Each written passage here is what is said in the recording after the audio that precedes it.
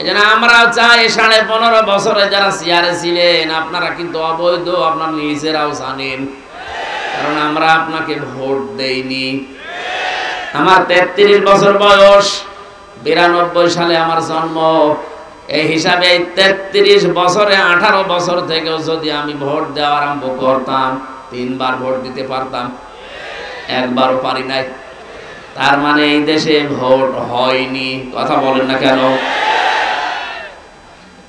এই 3 বারে যারা এমপি হয়েছেন, মন্ত্রী হয়েছেন, উপজেলা চেয়ারম্যান হয়েছেন, মেয়র হয়েছেন, তারা যদি ভবিষ্যতে কেউ সাবেক এমপি, সাবেক মন্ত্রী লেখেন, এটাও একটা অবৈধ কাজ হবে না। আপনি এতটুকু লিখতে পারবেন যে সাবেক চোর। আপনি যেটা ছিলেন ওইটা লিখবেন, অসুবিধা কি?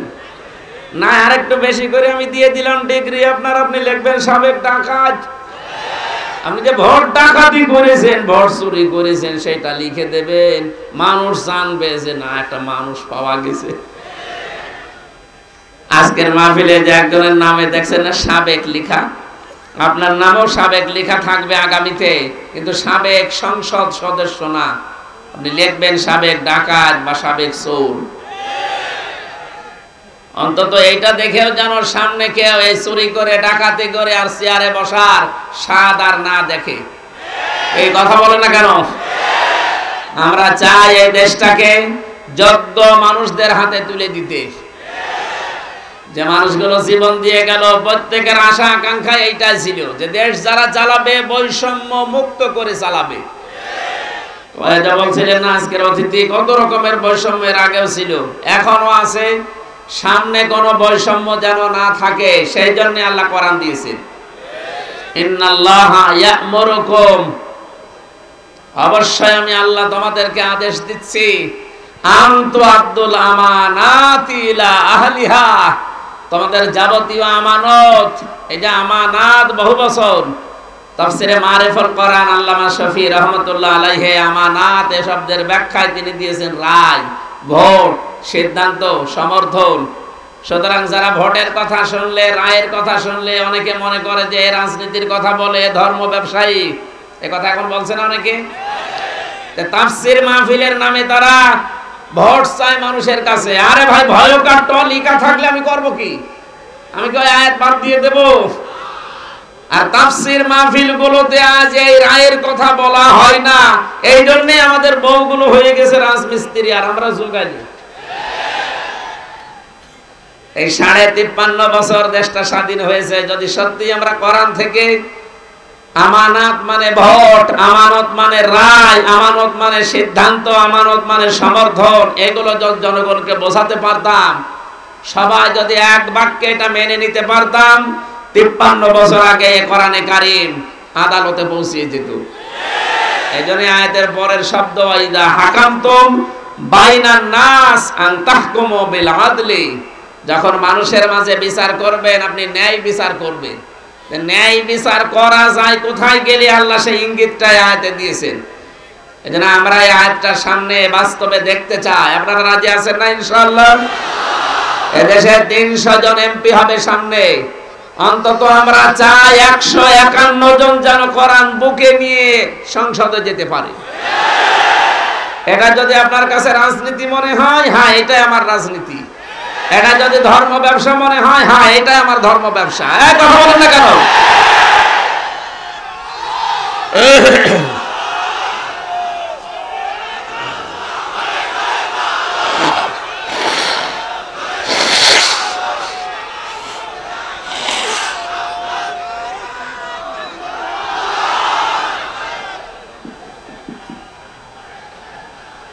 আলহামদুলিল্লাহ, ভাই কথা বলার সময় দেবেন।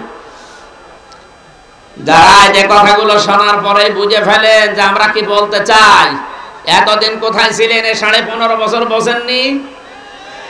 সুতরাং আমরা যা বলতে চাই যদি কোরআন হাদিসের বাইরে যায়, তাহলে আপনি আমাকে বাধা দিতে পারেন মুসলিম হিসাবে যে না, এটা কোরআন হাদিসের বাইরে। কোরআন হাদিসের কথা বললে বাধা দেওয়ার কথা তো আবু জেহেলের আর তার বেদাত্তাদের। আপনি বাধা দিতে আসেন, আপনি কি আবু জেহেল? বলেন। এই 15.5 বছরে আমরা যারা আজ টিকে আছি, জীবন তো দিয়ে গেল অনেকেই। সেই 2006 থেকে 24 পর্যন্ত 28 অক্টোবর থেকে আরম্ভ হয়েছে। জসিম ভাইকে তারা পিটিয়ে, সাপের মতো পিটিয়ে লগি বইটা দিয়ে হত্যা করে আবার লাশের উপরে ড্যান্স দিল। পৃথিবীর ইতিহাস পাল্টিয়ে ফেলেছে তারা। আমি যত ইতিহাস পড়েছি, কোন মানুষ হত্যা করার পরে লাশের উপরে ড্যান্স দেয়, এটা আয়ামে জাহিলিয়াতের যুগেও পাইনি, কিন্তু আওয়ামী জাহিলিয়াতের যুগে আমি পেয়েছি। এক কথা বলেন না কেন? মানুষ কত বিবেক, কত নিচে নেমে গেলে কাজ করতে পারে বলেন। এর পরের বছর 7 সাল আমি সিরাজগঞ্জ থেকে যাচ্ছিলাম একটা অনুষ্ঠান শেষ করে, বাসের ড্রাইভারের পেছনে বসে আছি। ড্রাইভার গাড়ি মাঝখান দিয়ে চালিয়ে না দিয়ে বাম দিয়ে চালিয়ে দিল, গাড়ি ঝাঁকি দিয়েছে। ড্রাইভারকে বললাম, আপনি এমন করলেন, এখনো তো উল্টিয়েছে। তো ড্রাইভার আমারে বলছে, হুজুর দেখেন না, একটা কুকুর পড়ে আছে, মরা কুকুর, আমি ডবল করে ওর গার উপরে চাকা চালিয়ে দেব, আমার বিবেক নেই। আমি বললাম, ও তো মরা কুকুর, মরে গেছে, ওরে ডবল করে মারলে কি আর না মারলে কি? ড্রাইভার আমার দিকে ঘুরে বলছে, হুজুর আপনি কি আসলে হুজুর? আপনি কেমন হুজুর? আপনি দেখেন একটা মরা কুকুর পড়ে আছে, আমি ডবল করে চাকা চালাবো, আমার বিবেক কি মরে গেছে? আপনার নাম কি? বলছে সুব্রত। আপনার ঈমান নেই কিন্তু বিবেক আছে। কথা বলে না কেন? আপনার ঈমান নেই, আপনার নাম শুনে আমি বুঝেছি যে আপনার ঈমান নেই, কিন্তু কি আছে? কিন্তু গত বছর, আজকে তো 7 সাল, গত বছর 6 সালে আগস্টের 28 তারিখে লগি বৈঠা দিয়ে অনেকে আমার জসিম ভাইকে পিটিয়ে মারার পরে লাশের উপরে ড্যান্স দিল। আশরাফুল মাখলুক আছে, এদেরকে আপনি কি ঈমানও নেই, বিবেকও নেই। আর পৃথিবীতে যারা বিবেক কাজে লাগায় না, ওয়াজালুর রিজসা আলাল্লাযিনা লা ইয়াকিলুন, সূরা ইউনূসের 100 নম্বর আয়াতের শেষের দিকে আছে। আল্লাহ পাক বলেন, যারা বিবেক কাজে লাগাবে না, ভুল সিদ্ধান্ত তাদের উপরে আল্লাহ চাপিয়ে দেবে, যেটা আমরা এই 15.5 বছরে দেখলাম। কথা বলেন না কেন? এজন্য বিবেক যদি কেউ কাজে লাগাতে পারেন, আপনি পথ হারাবেন না। আগামীতেও যারা আসতেছেন, যে আসবেন, কে আসবেন আমরা জানি না, যারা আসবেন বিবেকটা যেন আপনার কাজে লাগে, নয়তো আপনিও পথ হারিয়ে ফেলবেন। আমার ভাইরা, আমি যে কথা তুলেছিলাম, কোরআনে কারীম যারা শুনতে এসেছি এই ময়দানে, আমরা যারা বলতে এসেছি, দ্বিতীয় হারাজনের ব্যাখ্যা আমি ছিলাম। কোরআনের কথা সঠিকভাবে তুলে ধরলে ওই মানুষগুলো মন খারাপ করবে, রাগ করবে, বাধা দেবে, যাদের ব্যবসায় ভাটা পড়ার কথা। কারণ কোরআন নাযিল হওয়ার পর থেকে, এদিকে তাকান, এটা নাযিল হওয়ার পর থেকে আজকের এই দিন পর্যন্ত, এখান থেকে কিয়ামত পর্যন্ত এর শ্রোতা যারা, একে শোনে যারা, শ্রবণ করে যারা, 3 প্রকার শ্রোতার নাম আমরা কোরআনে পেয়েছি। 1 নম্বরে যার নাম বললাম, আবু জেহেল কাফের, নাম কি? 2 নম্বরে শুনতে আসতো ওই জামানায় যারা মুনাফিক, তারা বিশ্বাস করত কোরআন আল্লাহর কিতাব, কিন্তু যখন শুনতে এসে দেখে যে আমার পরিবার যেভাবে চলে কোরআনের সাথে মেলে না, আমার সমাজ যেভাবে চলে কোরআনের সাথে মেলে না, আমি যে রাজনীতি করি কোরআনের সাথে মেলে না, তখন আস্তে করে পেছন দিক থেকে তারা কেটে পড়তো। আল্লাহর ভাষায় তারা মুনাফিক। 1 নম্বরে কাফের বাধা দিয়েছে। আপনি দলিল নিতে চাইলে সূরা হামিম সাজদা 26 নম্বর আয়াতে পাবেন। 2 নম্বরে মুনাফিক শোনার পরে পেছন ফিরে কেটে পড়েছে। দলিল নিতে চাইলে সূরা নিসার 61 নম্বর আয়াত। 3 নম্বরে কোরআন শুনতে এসেছে তারা যারা মুমিন। আল্লাহ রাব্বুল আলামিন তাদের চরিত্রের বর্ণনা দিয়েছেন, ইন্নামাল মুমিনুনা আল্লাযীনা ইযা যুকিরাল্লাহু ওয়াজিলাত কুলুবুহুম। আল্লাহর দৃষ্টিতে মুমিন তো তারা, যে মানুষগুলোর সামনে আল্লাহর নাম উচ্চারণ হলে তাদের অন্তরাত্মা কেঁপে ওঠে। ওয়াইদা তুলিয়াত আলাইহিম আয়াতুহু যাদাতহুম ঈমানা।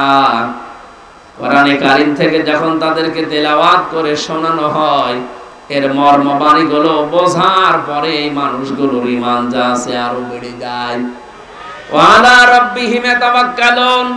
বাড়ি যাওয়ার আগে তারা সিদ্ধান্ত নিয়ে যায়, এই পৃথিবীতে যে কোনো কাজে ভরসা করব কার প্রতি?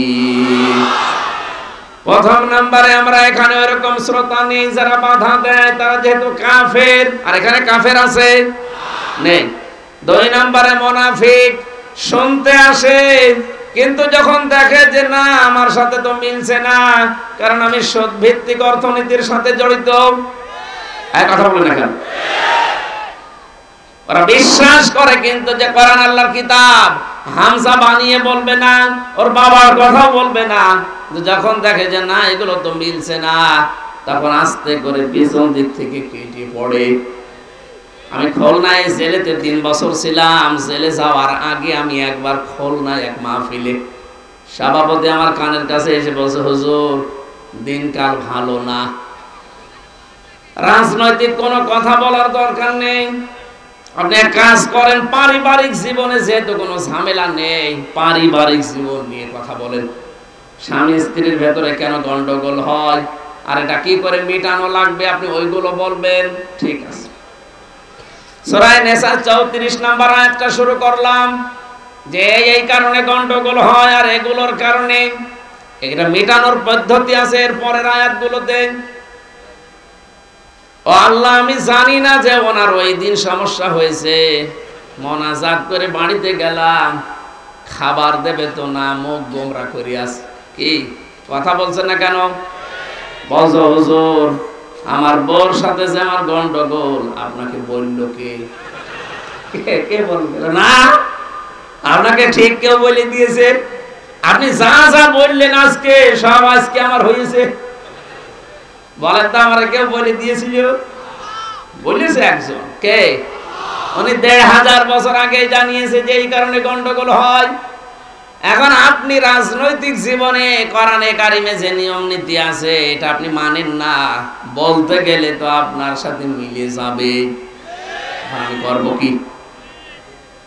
আমি সব জীবন বাদ দিলাম, এখানে 9টা জীবনের কথা আছে। আমি একটা জীবন যেহেতু সামনে, এই জীবনটা আমাদের খুব দরকার, ওই জীবনের 5টা ইঙ্গিত দিয়ে আমরা তাফসীর মাহফিলে প্রবেশ করব। 1 নম্বরে রাজনৈতিক জীবনের নাম শুনলে যেহেতু মানুষ উলট পালট ধারণা করে, রাজনীতি, রাজার নীতি। এই পৃথিবীর রাজাকে, তাহলে ওনার নীতি বাদ দিয়ে আপনি কার নীতি করতে চান? আলেমদেরকে আসলেই বলেন যে হলো রাজনৈতিক কথা বলবেন না। আরে ভাই, পুরা কোরআনে 918 জায়গায় আমি রাজনীতির কথা পেয়েছি। আমার এই ছোট মাথায় যদি এত হয়, তো বড় বড় মাথা যাদের ওনারা তো আরো বেশি পাবে। অথচ কত মানুষ অলরেডি বলেই ফেলেছে যে কোরআনের সাথে রাজনীতির কোনো সম্পর্ক নেই। যেই লোকটাই কথা বলেছে সে যদি আমার সামনে সূরা ফাতিহা শুদ্ধ করে পড়তে পারে, আমি মিষ্টি খাওয়াবো। আর যদি পড়তে না পারে, আমার মনে হয় ওনারা তওবা করে অন্তত পুনরায় মুসলমান হওয়া দরকার। রাজনীতি একটা ইবাদত। বিশ্বনবী যেহেতু নিজে রাষ্ট্রপ্রধান ছিলেন, রাজনীতি না করলে রাষ্ট্রপ্রধান হওয়া যায় না। কথা বলেন না কেন?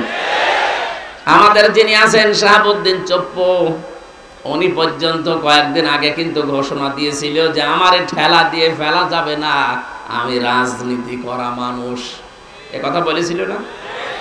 রাজনীতি না করলে উনিও রাষ্ট্রপতি হতে পারতেন না।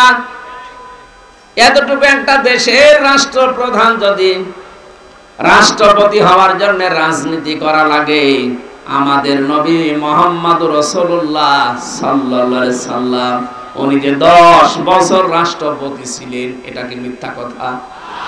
এটা মিথ্যা কথা। তাহলে আমাদেরকে অবশ্যই রাজনীতি সামনে করা লাগবে। নবীর উম্মত দাবি করলে মাস্ট বি এর পথে আসাই লাগবে আপনাকে। আপনি যাই মনে করেন যেটা দুনিয়ার কাজ হোক, এই দুনিয়ার কাজ দিয়ে আপনার আখিরাতের জান্নাত তৈরি হবে। এবার আমি শুধু পয়েন্টগুলো বলছি। এই পৃথিবীতে কেউ যদি রাজনীতি করতে চায়, নেতৃত্ব দিতে চায়, নেতা হতে চায়। কোরআনে কারীম পুরাটা পড়ে আমি 5টা গুণাবলীর কথা পেয়েছি। 1 নম্বরে রাজনীতি করতে হলে তাকে জ্ঞানী হওয়া লাগবে। কি হওয়া লাগবে? সূরা বাকারা 247 নম্বর আয়াতে এই তথ্যটা আছে। ক্বালা ইন্নাল্লাহা আসতাফাহু আলাইকুম ওয়া যাদাহু বাসতাতান ফিল ইলমি ওয়াল জিসম ইলা আখির আয়াত। এখানে হযরত দাউদ আলাইহিস সালামের কথা যদিও বলা হয়েছে, আমি তাফসীরের ভেতরে পড়েছি, যারা কিয়ামত পর্যন্ত দুনিয়ায় নেতৃত্ব দিতে চায় প্রথমেই তাদের 2টা কোয়ালিটি থাকতে হবে। 1 নম্বরে শরীরের শক্তি থাকা লাগবে, 2 নম্বরে জ্ঞান থাকা লাগবে। আপনি তাকান তো আমাদের দেশের দিকে যারা রাজনীতি করছে, ওল্ড হয়ে গেছে। বিশেষ করে এই যে হিরো আলম, এর ঠেলা দিলে পড়ে যাবে না? শরীরে কোনো শক্তি আছে? 2 নম্বরে জ্ঞান। আমরা এমন জ্ঞানী নেতা এই দেশে পাই যারা বলে আগামীকাল ঈদুল আজহার জানাজার নামাজ অনুষ্ঠিত হবে। এই যদি জ্ঞানের বহর হয় নেতা, এর তো রাজনীতি করা যায় না। এখন হবে না কেন? নেতা হওয়ার কোয়ালিটি বলছিলাম 5টা। আপনাকে শক্তিশালী এবং জ্ঞানী হওয়া লাগবে। আমি কি বানিয়ে বললাম এটা? সূরা বাকারা 247 নম্বর আয়াত, 2 নম্বর পারা 19 নম্বর পৃষ্ঠা 14 নম্বর লাইনে আছে। বাড়ি যেয়ে মিলিয়ে দেখবেন, যে কোনো তাফসীর পড়লে পাবেন। 2 নম্বরে পেয়েছি আমি সূরা শুআরা 152 নম্বর আয়াত, 19 নম্বর পারা 12 নম্বর পৃষ্ঠা 5 নম্বর লাইনে এটা আছে। ওয়ালা তুতিউ আমরাল মুসরিফিন আল্লাযীনা ইউফসিদুনা ফিল আরদি ওয়ালা ইউসলিহুন। এই পৃথিবীতে যারা অপচয় করে আর সীমা লঙ্ঘন করে, তারা নেতৃত্ব দেওয়া জায়েজ নেই। আপনি 53 বছরই মিলান তো, যারা এই দেশে নেতৃত্ব দিল, কত নেতা অপচয়ের পুরা জীবনটাই ভরা। বলেন, আর সীমা লঙ্ঘন তো না আমি নিলাম না, পুরাটা জীবনই সীমা লঙ্ঘন করে আছে। আরে ভাই, আপনার জন্য তো নেতৃত্ব দেওয়া জায়েজ নেই। আমি যেহেতু তাফসীর করব বলছি, এই জন্য শুধু পয়েন্ট বলছি। 3 নম্বরে বেশি আমি পৃথিবীর ময়দানে যারা গাফেল, এটা সূরা কাহফের ভেতরে আছে, 28 নম্বর আয়াতে পাবেন, শেষের দিকে আছে। রব্বুল আলামিন বলেন, যে মানুষগুলো দুনিয়াতে আল্লাহর জিকির থেকে, আল্লাহর স্মরণ থেকে গাফেল, তাদের নেতৃত্ব দেওয়া জায়েজ নেই, তাদের অনুসরণ করা জায়েজ নেই। 4 নাম্বারটা একটু ঝামেলা, আমি এটা বাদ দিয়ে 5 নাম্বারে চলে গেলাম।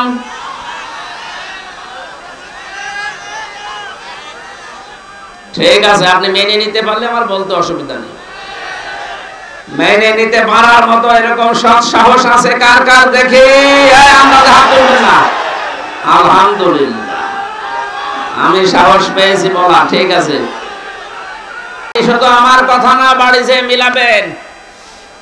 সূরা নিসা 5 নাম্বার পারার 2 নাম্বার পৃষ্ঠার 10 নাম্বার লাইনের 34 নাম্বার আয়াতের প্রথম অংশে পাবেন, আর রিজালু কাওয়ামুনা আলান নিসা। নেতা হবে পুরুষ, মহিলা হবে তার আজ্ঞাবহ। সুতরাং আগামীতে 96% মুসলমানের দেশে যারা নেতৃত্ব দেবে তারা পুরুষ হওয়া লাগবে। এর পর্যন্ত থাক। যারা হাত তুলেছেন, যদি এর বরং পুরুষ নেতা বাদ দিয়ে অন্য কোন জায়গায় ছোটেন, বিশেষ করে রওশনের সাদের দিকে, আমি আর বাকিটা বলতে পারবো না। সুতরাং আপনি সাবধান। 5 নাম্বারটা যেহেতু বলি নাই, বলে ফেলি। এটা সূরা বাকারায় আছে, প্রথম নাম্বার পারা 18 নাম্বার পৃষ্ঠার 6 নাম্বার লাইনের 124 নাম্বার আয়াতের প্রথম অংশে আছে। রব্বুল আলামিন বলেন, وَإِذِ ابْتَلَى إِبْرَاهِيمَ رَبُّهُ بِكَلِمَاتٍ فَأَتَمَّهُنَّ ক্বালা ইন্নী জাইলুকা লিন-নাসি ইমামা। আল্লাহ পাক বলেন, স্মরণ করো ওই সময়ের কথা যখন তোমাদের জাতির পিতা হযরত ইব্রাহিম আলাইহিস সালাম, যার নাম, তাকে আমি আল্লাহ পদে পদে পরীক্ষা করেছিলাম বিভিন্ন বাক্যের দ্বারা। তাফসিরে ফি জিলালিল কোরআন সাইয়্যিদ কুতুব লিখেছেন, হযরত ইব্রাহিমকে আমার আল্লাহ জীবনে 50টা পরীক্ষা করেছিলেন। কত? 50টা পরীক্ষায় তিনি পাশ করেছেন। সর্বশেষ আগুনের যে পরীক্ষাটা, এটা গুরুত্বপূর্ণ। হযরত ইব্রাহিম আগুনের পরীক্ষায় যখন উত্তীর্ণ হয়ে গেলেন, রব্বুল আলামিন বলেন, আমি তোমাকে একেবারে খালি হাতে ফেরত দেব না। ক্বালা ইন্নী জাইলুকা লিন-নাসি ইমামা। শুধু মুসলমানদের জন্য না, লিন-নাস, মানব জাতির জন্য তোমাকে আমি নেতা বানিয়ে দিলাম। এখানে যেহেতু আলেম আছে, লাম শব্দটা আরবি গ্রামার অনুযায়ী 19টা অর্থে ব্যবহার হয়। লাম বালাগাত মান থেকে 13টা অর্থে ব্যবহার হয়। এর 9 নাম্বার অর্থে আপনি পাবেন লাম ব্যবহার করা হয় জীবিত মানুষদের জন্য।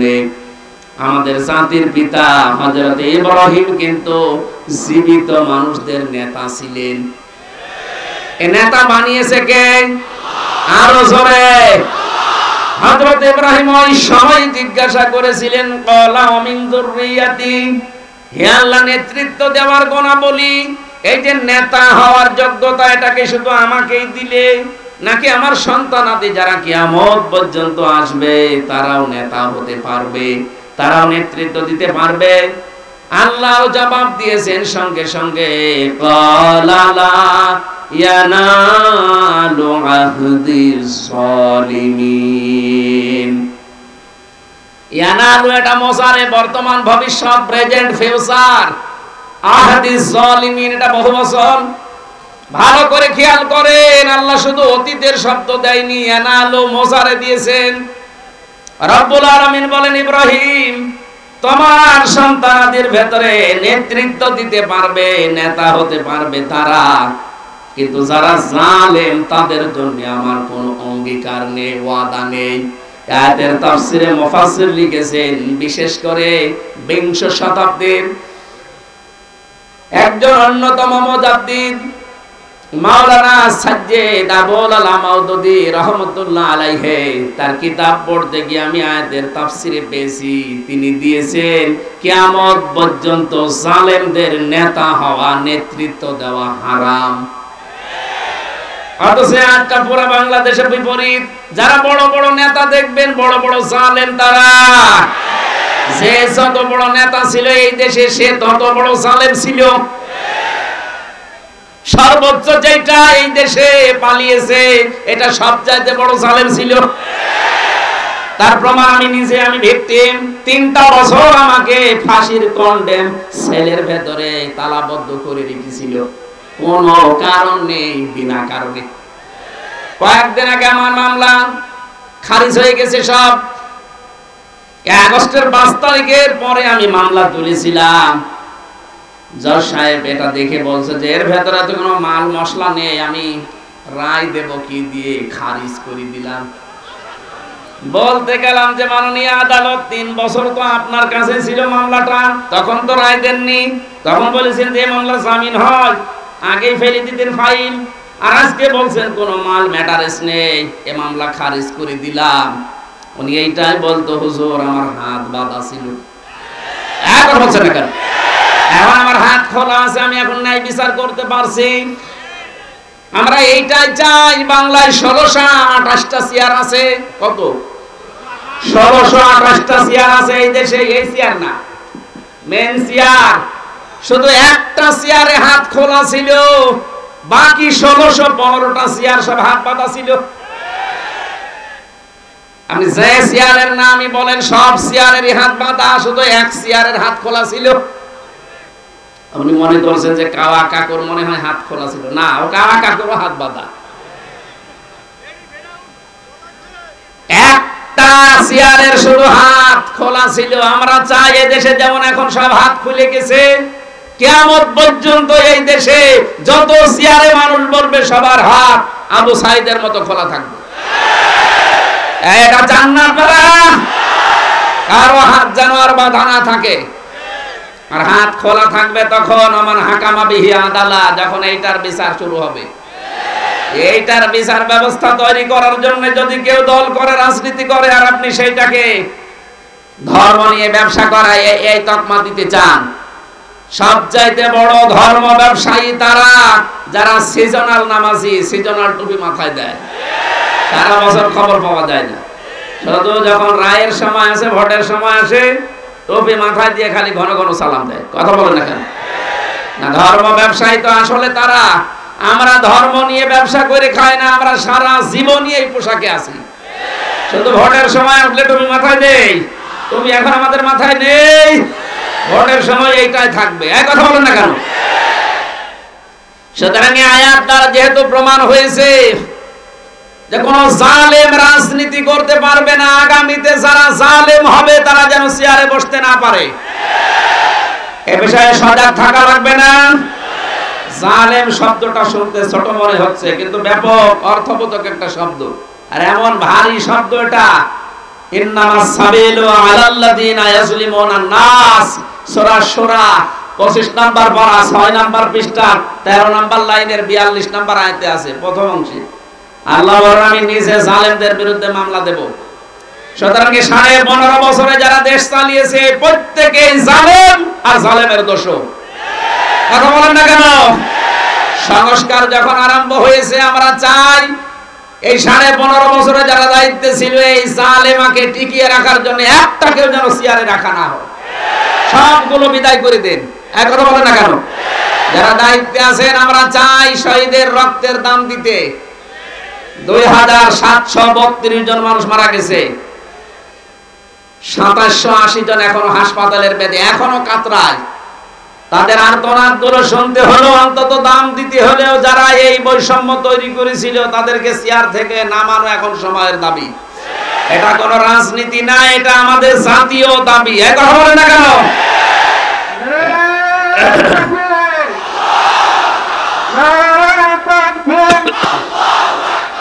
ইসলামের শত্রুরা অধিকার সাবধান।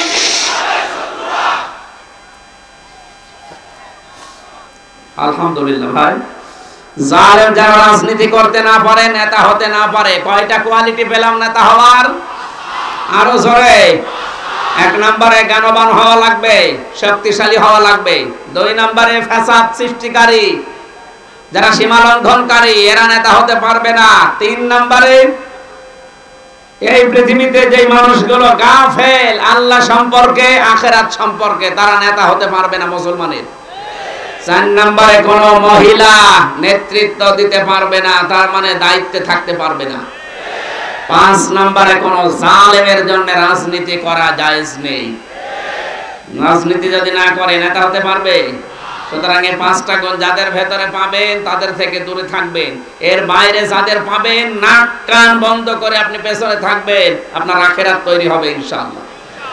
আমরা তেলাওয়াত করেছিলাম কোরআনের 1 খণ্ড একটা আয়াত, 4 ভাগের 1 ভাগ পড়েছি আমি।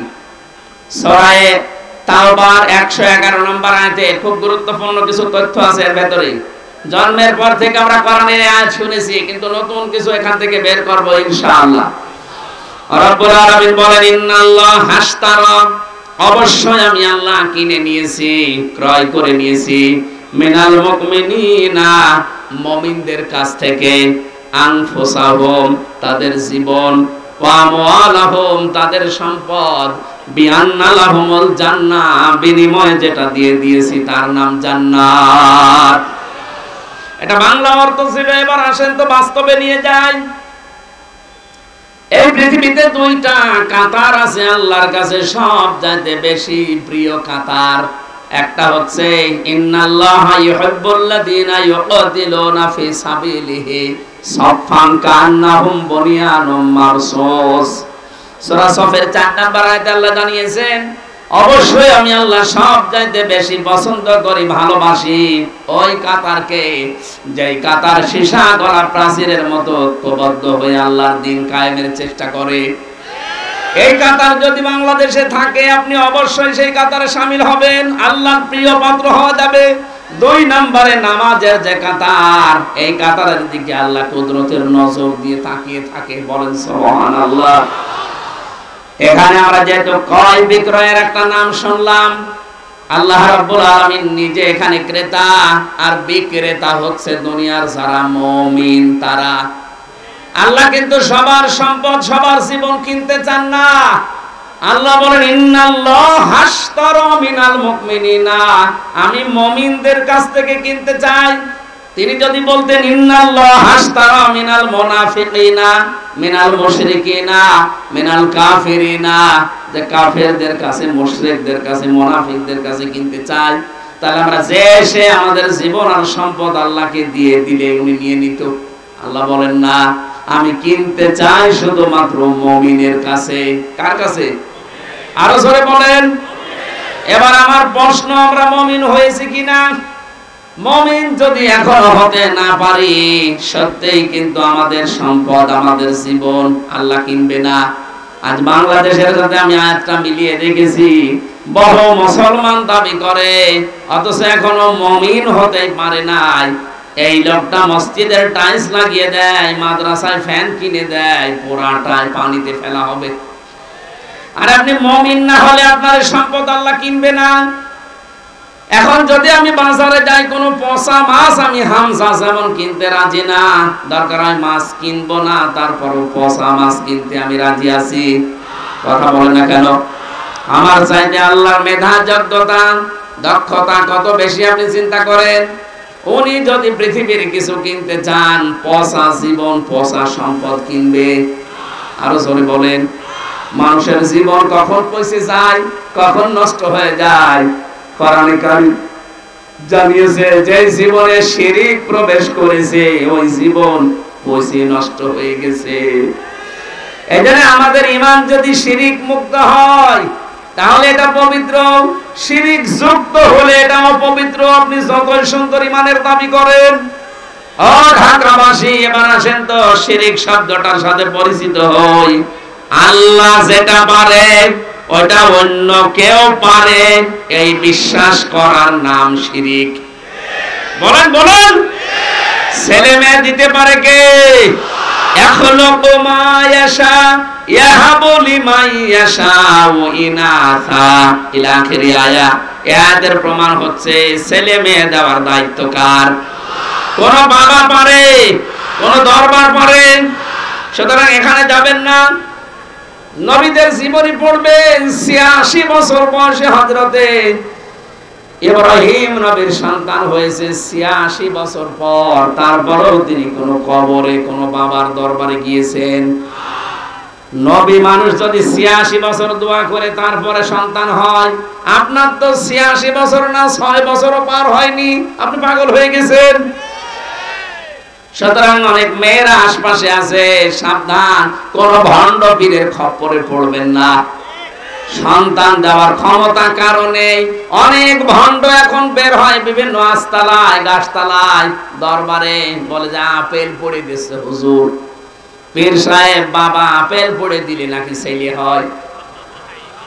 অনেক জায়গায় অনেক মেয়েরা দেখি তার স্বামীকে পাঠায়, বলে যে হামজা হুজুরের কাছে আপেল পড়ে নিয়ে আসেন, কারণ এর আগে খালি মেয়ে হয়েছে, ছেলে হয় না, হুজুর পড়ে দিলে ছেলে হবে। সেদিন দিনাজপুরে পেয়েছিলাম একজনকে, বলছে হুজুর আমার পর পর 4টা মেয়ে, আমি খুব আশা করে আছি যেন ছেলে হয়, এই আপেলটা পড়ে দেন। বললাম আপেল আমার দিন। আরে ভাই, আপেল পড়ে যদি ছেলে হয়, আমার পর পর 3টা মেয়ে, আমি আপেল পড়ে আমার বউরে খাবো? এগুলো সব বানোয়াট, সব ভিত্তিহীন। কোন মরা বাবা, কোন জিন্দা বাবার ক্ষমতা নেই অবৈধ কাজ ছাড়া বৈধ ভাবে আপনাকে সন্তান দিতে পারে। কোন বাবার কাছে গিয়ে যদি বৈধ ভাবে সন্তান কেউ নিয়ে আসতে পারে, এটা ডাহা মিথ্যা কথা। হ্যাঁ, সন্তান যদি হয়েও থাকে বুঝবেন এটা অবৈধ ভাবে। এক কথা বলে না কেন? এখন বহু ভণ্ড বাবার দ্বারা ভণ্ড সন্তান দুনিয়ায় আসছে না? আমি ইঙ্গিত দিলাম, সাবধান থাকবেন। তাহলে শিরকের পয়েন্ট বোঝাচ্ছিলাম যে আল্লাহ যেটা পারে ওটা অন্য কেউ পারে, এই বিশ্বাস করার নাম কি? আলাহুল খালকু ওয়াল আমরু, সৃষ্টিটার আইন চলবে তার। সুতরাং এই পৃথিবী সৃষ্টি করেছেন কে? এই প্রমাণ তো পেয়ে গেলেন। সূরা আরাফের 54 নম্বর আয়াতের মাঝের অংশে আছে, ইনিল হুকমু ইল্লা লিল্লাহ। সূরা ইউসুফ 40 নম্বর আয়াতের মাঝের অংশে আছে, বিধান চলবে কার? সুতরাং আল্লাহর তৈরি করা এই জমিনে আল্লাহর বিধান বাদ দিয়ে যারা মানুষের তৈরি করা আইন কানুন প্রতিষ্ঠা করতে চাচ্ছেন, আপনি শিরিক করছেন। আর শিরিক করলে মানুষ মুশরিক হয়ে যায়। মুশরিক হলে বিনা হিসাবে বিনা বিচারে জাহান্নামী। এত দলিল দিয়েও যদি কেউ ফিরিয়ে না আসে, আমার মনে হয় ওর কপালে আর হেদায়েত নেই। বলেন তো এই দেশে এখন মুশরিক আছে কিনা? তাহলে আল্লাহ যেটা পারে ওইটা অন্য কেউ পারে। ইয়াকুলুনা হাল্লানা মিনাল আমরি মিন শাইইন কুল ইন্নাল আমরা কুল্লাহু লিল্লাহ। সূরা আলে ইমরান 154 নম্বর আয়াতের মাঝের অংশে আছে, 4 নাম্বার পারা 9 নাম্বার পৃষ্ঠার 3 নাম্বার লাইনে আছে। আল্লাহ বলেন, কাফেররা জিজ্ঞাসা করতো, হে মুহাম্মদ সাল্লাল্লাহু আলাইহি সাল্লাম, আইন তৈরি করতে আমরা কি পারি? আল্লাহ বলেন, নবী আপনি বলেন যে না, এটা তৈরি করার একচ্ছত্র মালিকানা কার? সুতরাং আল্লাহ বাদে আইন তৈরি করা যেহেতু জায়েজই নেই, এই 54 বছর যাদের তৈরি করা আইনে এই দেশ চলেছে, ডক্টর মোহাম্মদ কামাল তার বানানো এই সংবিধান এই দেশ থেকে তুলে দিয়ে কোরআনে কারিমে আল্লাহ একটা সংবিধান দিয়েছেন। সূরা ফুরকান 77টা আয়াত আছে, 73টা ধারা আছে। শুধু এই 73টা ধারা বাংলার সংবিধানে আপনি সংস্কার করে দেন, আল্লাহর কসম এই দেশ থেকে যত অন্যায় দেখছেন সব বন্ধ হয়ে যাবে। স্যার ব্যাখ্যা করছিলেন ফিতনার যত ফিতনা আছে সব দূর হওয়া সম্ভব শুধু এই সংবিধানের দ্বারা। কিসের চাঁদাবাজি করবেন আপনি? এমনি দূর হয়ে যাবে যদি এই 73টা ধারা বাংলার সংবিধানে সংশোধন হয়। যেহেতু সংস্কার চলছে আর 53 বছর আমরা দেখলাম যে কিছুই হয় না, এই হাজার হাজার ধারা দিয়ে আমরা আহ্বান জানাচ্ছি 96% মুসলমানের এই দেশে এই 73টা ধারা সংবিধানে সংযোজন করা হোক। এর পক্ষে আপনারা নেই? হয়তো এই হাত আমাদের মুখের কথা আমাদের পর্যন্ত যাবে কি যাবে না জানি না, কিন্তু আরশে চলে গেছে। ইব্রাহিম নবীকে আগুনে দিয়েছিল, ব্যাঙ শুধু প্রসাব করেছিল, জানতো যে আমার প্রসাবে কিছু হবে না, কিন্তু পক্ষে ছিল। আমরা এই সংবিধানের পক্ষে আছি না? হাত যাদের আছে তুলে ধরেন, ক্যামেরা ভিডিও হোক ফেরেশতাদের। লিল্লাহি তাকবীর।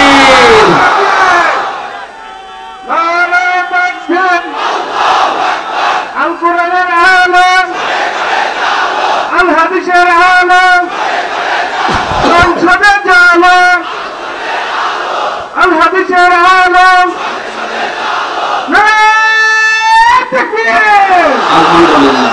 عن أبي هريرة رضي الله تعالى عنه قال قال النبي صلى الله عليه وسلم من مات ولم يغزو ولم يحدث به نفسه مات على شعبة من النفاق। বিশ্ব নবীর সাহাবী হযরত আবু হুরায়রা বলেন, যে ব্যক্তি মরে গেল এমন অবস্থায় যে তার মনের ভেতরে আকাঙ্ক্ষা ছিল না যে আমি জিহাদ করব, দ্বীন কায়েম করব, এই সিদ্ধান্ত এই আকাঙ্ক্ষা যদি কারো মনের ভেতরে না থাকে যে কোরআন বাংলাদেশের সংবিধান হোক, ও যদি মরে যায় ও মুনাফিক হয়ে মরে যাবে। সুতরাং আমরা মুনাফিকি থেকে বাঁচতে চাই না। আরো জোরে বলেন। তাহলে আমার পয়েন্টে এসেছে, আল্লাহ পাক ছাড়া আইন যেহেতু কেউ বানাতে পারে না, সুতরাং আল্লাহর আইন বাদ দিয়ে মানুষের তৈরি করা আইন এই দেশে আমরা কায়েম হতে দেব? বলেন দেব? চেষ্টা করে যাব আমরা মরণ পর্যন্ত। কায়েম হলে কোরআনের আয়াত ভালো, না হলে আমাদের কোনো লস নেই। আমাদের জীবনের শেষ দিন বেতন আছে জান্নাত। কথা বলেন না কেন? সুতরাং জীবনের শেষ দিন পর্যন্ত একটা কাজ করে যাওয়া লাগবে। 500 ফরজ আছে কোরআনের ভেতরে, এটা 1 নাম্বার ফরজ। আনাকিমুদ্দিন ওয়ালা তাতাফাররাকু ফি, দিন কায়েম করো, এ বিষয়ে কোনো ফতোয়াবাজি করবে না, কোনো মতপার্থক্য এখানে চলবে না। সুতরাং যে যাইলে কাজ করছেন তাবলীগ করেন, পীরগিরি করেন, জিহাদ করেন, যাই করেন করেন, দায়িত্বে আপনার জীবনে এইটা নেওয়া লাগবে যে আমি এই দেশে আল্লাহর কোরআনের রাজ কায়েম দেখতে চাই। এখানে কোন ফতোয়া বাজে চলবে না ইনশাআল্লাহ। সংসদে গেল আল কোরআনের আলো। আমার ভাইরা, আমরা দুইটা পয়েন্ট বললাম, কি আল্লাহ যেটা পারে ওটা অন্য কেউ পারে, বিশ্বাস করার নাম শিরিক। শিরিক যে করে সে মুশরিক, আর মুশরিকের জায়গা ইন্নাহু মান ইউশরিক বিল্লাহ ফাকাদ হারামাল্লাহু আলাইহিল জান্নাহ ওয়া মাওয়াহুন নার। যারা শিরিক করে তাদের জায়গা হচ্ছে জাহান্নাম, আর জান্নাত তাদের জন্য হারাম। সুতরাং আমরা কোন শিরিকে যেন না যাই। আল্লাহর তৈরি আইনের বিরুদ্ধে বাদ দিয়ে মানুষের তৈরি আইন যারাই প্রতিষ্ঠা করার জন্য দল করবেন, ভোট দেবেন, চিন্তা ভাবনা করবেন, চেষ্টা করবেন, আপনি মুশরিক হয়ে মারা যাবেন। আমি আপনাকে বাঁচাতে চাই। আপনি জাহান্নামে গেলে আমার কোনো লস নেই। হ্যাঁ, আল্লাহর কসম, আপনি জাহান্নামে গেলে আমার কোনো লস নেই, কিন্তু আমি কিয়ামতের দিন ধরা খেয়ে যাব যদি এই কথাটা আপনাকে না জানাই। সুতরাং বাংলার জনগণ সাবধানে, রেকর্ড হচ্ছে, সারা দেশে ছড়িয়ে যাচ্ছে। সবাইকে আমি আহ্বান জানাচ্ছি, আল্লাহর তৈরি করা আইন বাদ দিয়ে মানুষের তৈরি করা আইনের পেছনে থেকে তার জন্য শ্রম দিলে, সময় দিলে, দল করলে, ভোট করলে, রাজনীতি করলে আপনি জাহান্নামে যাচ্ছেন, আমি দেখতে পাচ্ছি। এরপরে বাকিটা আপনার বিবেকের উপরে। আর বিবেক অনুযায়ী যদি কাজ না করেন, আপনার উপরে ভুল চাপিয়ে দেবেন কে? দলিল কোথায় আছে? সূরা ইউনূস 11 নম্বর পারা 19 নম্বর পৃষ্ঠা 4 নম্বর লাইনের 100 নম্বর আয়াতের শেষের দিকে আছে। এত দলিল দিয়েও যদি কারো মন খারাপ হয়, আমার মনে হয় ওটা একটা টাটকা আবু জেহেল। আবু জেহেল এত খারাপ ছিল না। 2 নম্বরে আমওয়ালাহুম, আল্লাহ মাল কিনতে চান। মাল মানে আবুল মাল না, যেটা এই যে গতবার গেল কামাল, এই মাল না। মালের ব্যাখ্যা পেয়েছি আমি 4টা। আমার আজকের অনুষ্ঠান গাজীপুরে, ওইটা আসল মাহফিল ছিল। এইটা আপনারা দায়িত্বশীল যারা আছে এদেরকে ধরে জোর করে নিয়েছেন। এমনি জালেমরা 3টা বছরে আমার ফাঁসির কন্ডেম ছেলে খাবার দেয়নি, খেয়ে না খেয়ে আমার শরীরটা শেষ করে দিয়েছে। 14 রকমের অসুখ আমার শরীরে।